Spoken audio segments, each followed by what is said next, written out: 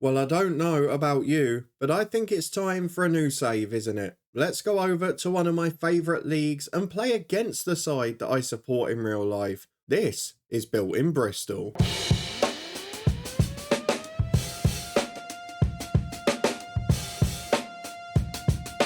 Yes, hello, and welcome along to part one of this brand new FM23 story, Built in Bristol, with me, Daniel. We are heading over to the Championship to take charge of Bristol City today, and over the next few seasons, we'll aim to take them to the top tier and hopefully avoid an early sacking. Today, we're going to talk through some of the reasons I've taken on this save, why I've picked Bristol City, and of course, we'll meet the staff and the squad we're going to be working with and plan what we might do to tweak the squad this summer. So hopefully you're looking forward to all of that. If you are, please do chuck a thumbs up on it. Let's have a quick look at what we're up against though. We have got a side expected to finish 19th, a side that's been mid-table for a few years. And those of you that have been here for a long time know that I've often struggled with my club Luton Town, or I've not taken them on because I've been a bit too loyal to the players already there, who are often undervalued in FM, as this year's proven. However, Bristol City are a side that are gaining a bit of a reputation for taking players from Luton. So with Cal Naismith and Harry Cornick going during the last season, it gives me a nice chance to be reacquainted with a couple of old faces. So we're going to take them on. They've of course got the young star Alex Scott, who will be a big part of this save. So let's go and get through to our opening day in charge. And I'm not making this easy for myself. Oh no, the reason I'm showing you this screen is so that I can show you I'm going in as a Sunday League manager with no coaching badges, so we put as much jeopardy in this first season as possible. Let's go and take charge for our opening day at Bristol City. Wait for the lights, wait for the camera. Here we go. We are in charge of the Robins, home at Ashton Gate, the worst camera gantry in the EFL. However, we've got a 10k deal. We're replacing Nigel Pearson, the best manager in the Championship, according to Cal Naismith. And we are going to come in and take that mantle and hopefully take Bristol City to success. So let's get through all of these opening messages. A 3-star reputation, a 19th place finish predicted. Fierce rivals, of course, Bristol Rovers, we know that. Secure finances, a bit of a transfer budget, and a pretty high wage bill too. So maybe a little bit of work can be done this summer. Lots of good facilities, although we will try and edge up the youth recruitment as we go along. And we've already got people in place. I presume no director of football, but Brian Tinian is the technical director. Good old player in the early 2000s. He is not bad at all, actually. And Curtis Fleming is the assistant manager. He's pretty solid as well as a coach. So we've had worse starts to a save. There's no doubt in that. But let's see what squad we've got to work with. We go through to the next screen. I would be very surprised if we're playing that tactic, to be honest. But a few familiar names at the club. And Alex Scott, of course, is the man that's most well known at the moment. As I record this, there has been a bit of a bidding war this summer, but he is still at the club as it stands. So let's get through to the next screen. We have got to... Oh, hang on a minute. Finish in the top half. The media think we're the 19th best side. They haven't finished in the top half in real life. They didn't finish in the top half the season before. And we've got to reach the playoff second year and win promotion third year. May I just readdress those sacking comments I made a bit earlier on in jest, because there is a possibility it could happen. A 1-year contract and a top half finish expected. We could be in a world of trouble here. Doesn't give us the easy settling in period that I thought we were going to get. Let's get through to the next screen. We've of course got to beat Bristol Rovers if that happens.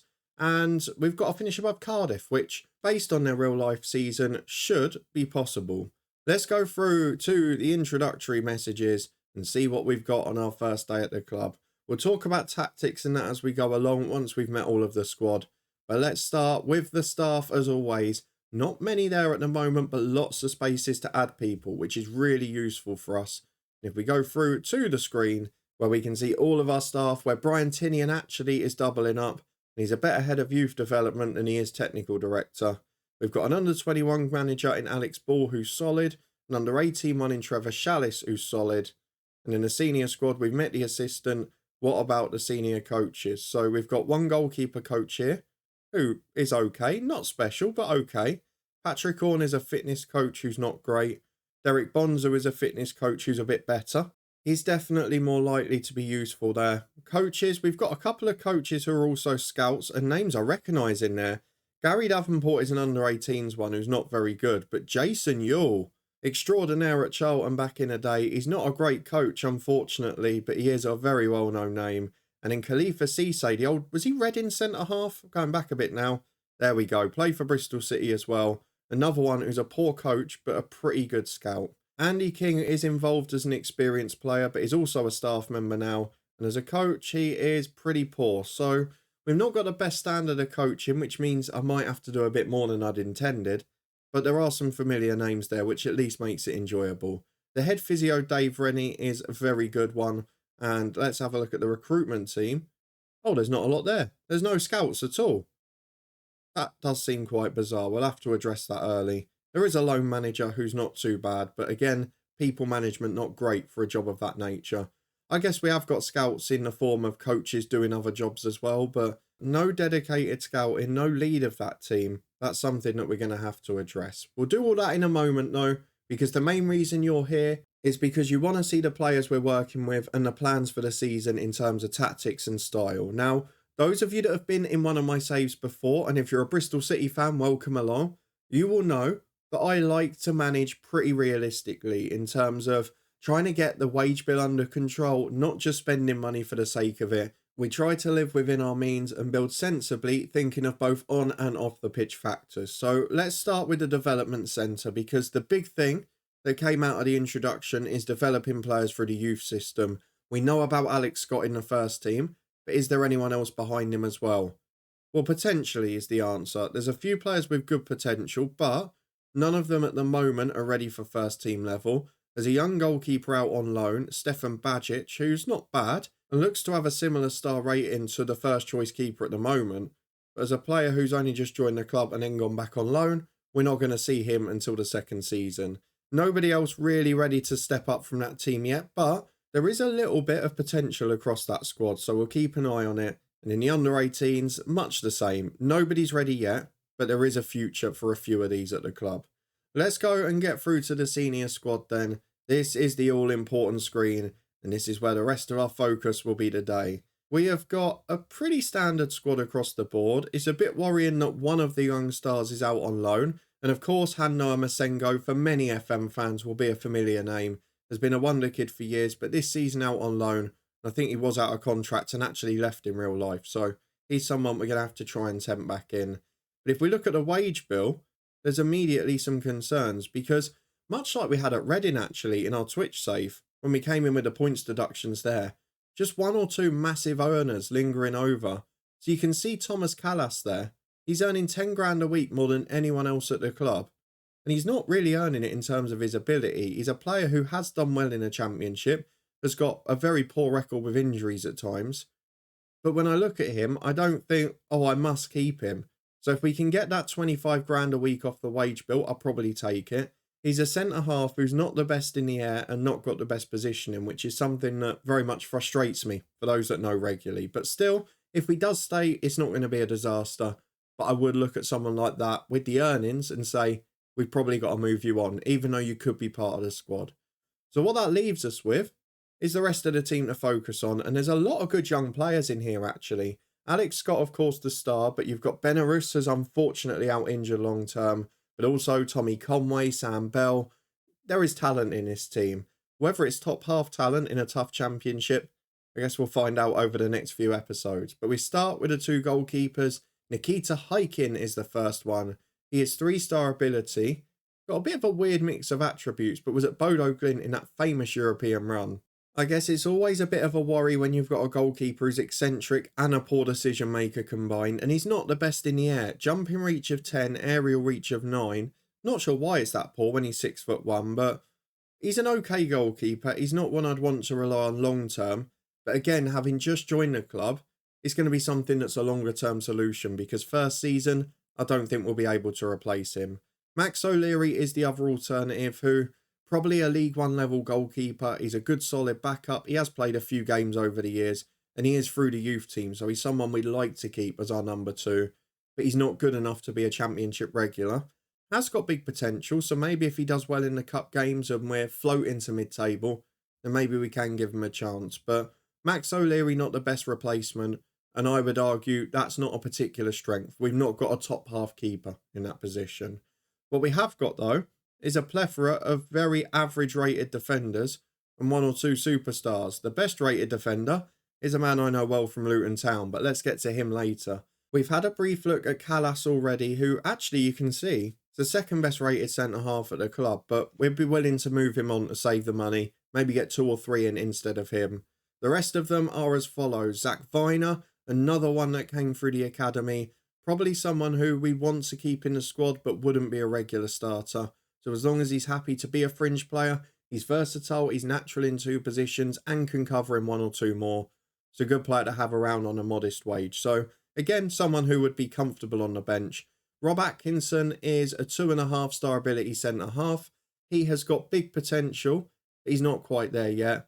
Again, 6'4", but his jumping reach is poor. But we'll try and gloss over that for now and focus. Kane Wilson is a player I do like, was brilliant for Forest Green in the 21-22 season. Comes in as an option at right back with big potential again. But this is what I mean about this squad. The first year, you're probably not going to see the best of them.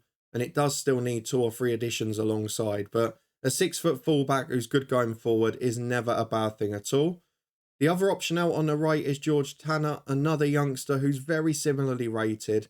Again, between them, we've probably not got a top championship player, but they both got the potential to get there. So they'll get football this year regardless.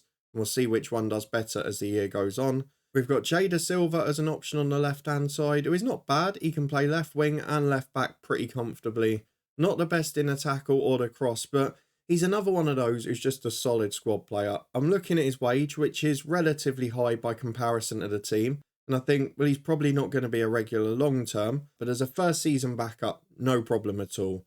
Cal Naismith is the best rated defender at the club, was Luton captain towards the end of the previous season, 4-star ability, 4-star potential, incredibly versatile, a very solid player, but we're going to have him in our defence. He's a solid pro, he's a good penalty taker, which helps us as well. But I look at him, he's not bad in the air. He's not the best physically, which is a concern, but certainly as a centre-half or a left-back, he gives us plenty of quality for now. And then Cameron Pring is the left-back who can also play left midfield. I'm interested to see that we've got full-backs or wing-backs who are very good going forward. I am still probably edging towards a back 4 because we've not got enough good centre-halves. But Cameron Pring is definitely a starter and he's a very good footballer. A lot of these players are homegrown at the club by the official rulings for under 21, so definitely got a core of people who are good and a core of people who have still got room to improve. If we can get 1 or 2 more bits of quality experience like Naismith, then I think we'll probably be in a good position. And we've got a couple of them as we move into the midfield. So we've mentioned Masengo, who I don't think we can recall from loan, which is a shame because I would have loved to have had him as part of it. But what we have got is 3 experienced players to start with. Andy King, probably going to be a bit part player this year. He's 33 now, of course, a former Premier League champion with Leicester. A good pro, maybe not the best physically or technically anymore, but mentally he's still very strong. Having lost some of that physical edge though, probably not going to be a regular for us. But as a squad player, someone who's happy to help out whilst doing his coaching badges, then that's no problem at all. Matty James is a few years younger and probably a bit closer to first team level. He is 3.5 star ability. He's one of the bigger earners at the club. Good on the ball. Very comfortable positionally. And as someone who could be a sort of playmaker from a deeper role, someone who could even be a box-to-box midfielder with the talent, though I am a little worried about his natural fitness, he is someone who will feature regularly. I have no doubt in that. Alongside him, another that will is probably Joe Williams. He is 25 years of age, has again got 3 or 4 good seasons under his belt. Not quite as good technically, better defensively, and certainly got more of an engine. So he's probably the legs of the team. Whether it's as a ball winner or a box-to-box, he's the one who's sort of going to be used for his physical attributes and allow the likes of James and hopefully Alex Scott to focus on being on the ball. So a good player, hopefully he stays fit because he could be an important part of the engine room despite being the least technical player of the midfield 3. Mark Sykes is a player we've managed in this year's game. We had him at Ipswich in our head coach save. He is a right winger and a centre midfielder. Pretty versatile, pretty good going forward. Not the best defensively, but again, a good engine, good in the finish. He'd be a very good box-to-box midfielder, and he would be good off the right-hand side. So depending on what talent we've got up there, he might yet be a starter this season. The next one is the one that everyone's heard of. Alex Scott, even in this game, is wanted, but He stayed in real life. We're going to keep him too. You can see he's got a 3-year deal. So the plan of this save is to try and get to the Premier League in the second season. If not, we're probably going to lose the kid, and then we'll rebuild the side with the money and try and reach the Premier League third year. That was my plan when starting this save. He is very good technically. He is very good mentally. And guess what? He's pretty good physically too. He's determined. He's got a great personality. And it will probably depend whether we play a midfield 3 with a holder or with a player in the number 10. But I'd quite like him to be that attacking midfielder because he's not the worst in a long shot.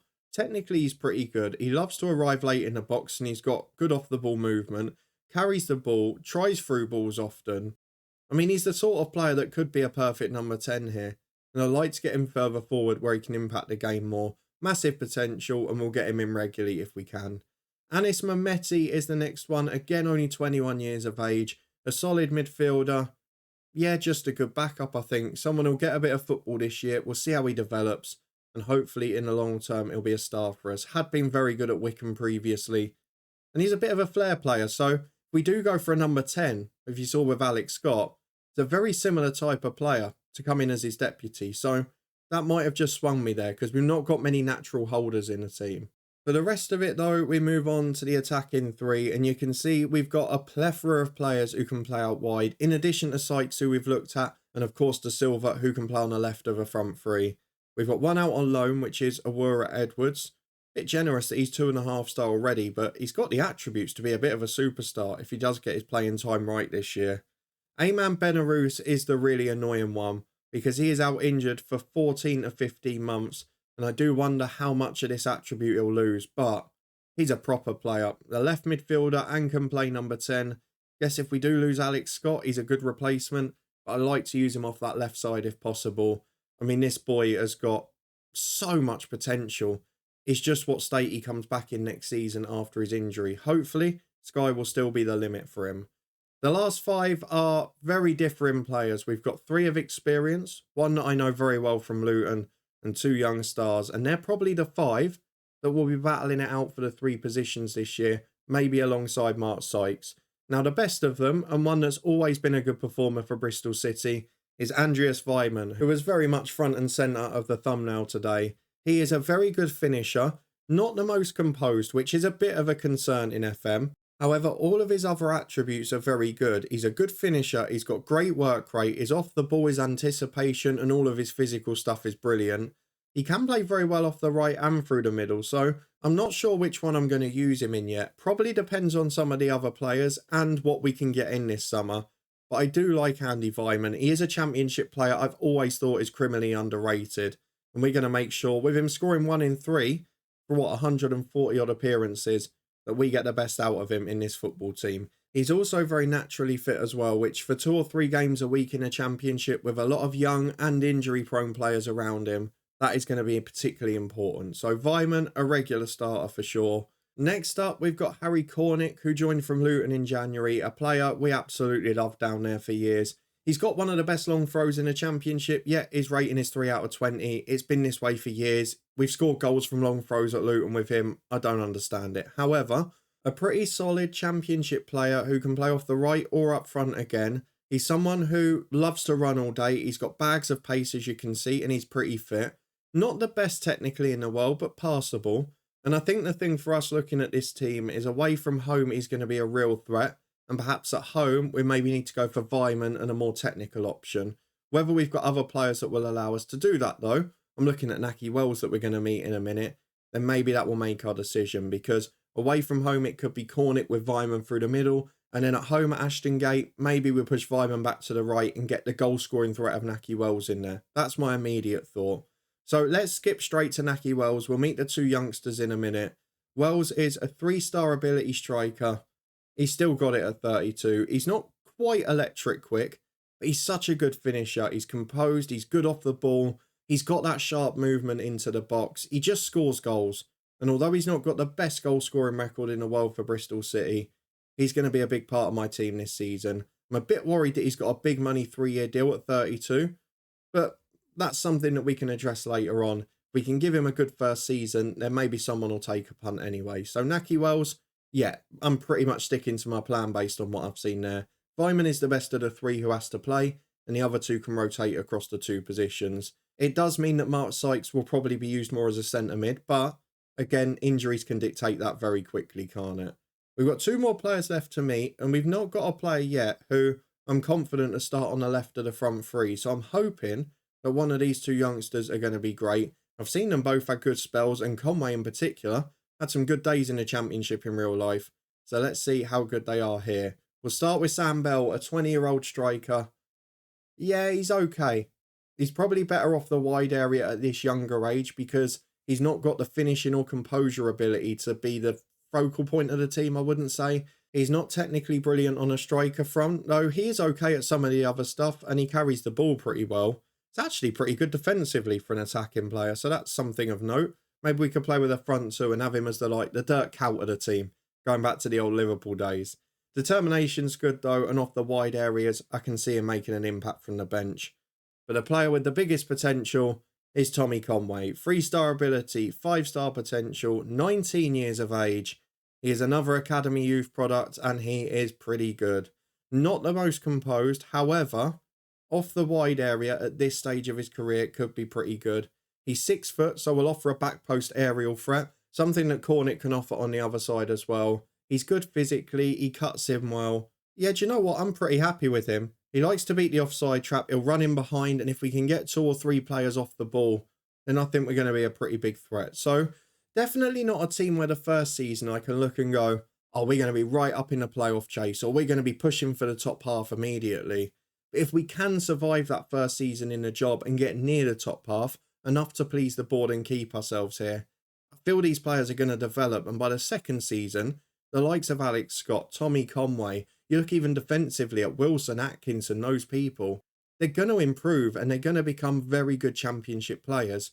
And then it's just with the Callas money, if we can get him out and get his wages off the books, can we bring in 2 or 3 from the lower leagues, which is the general Bristol City policy, and it is the way I like to work.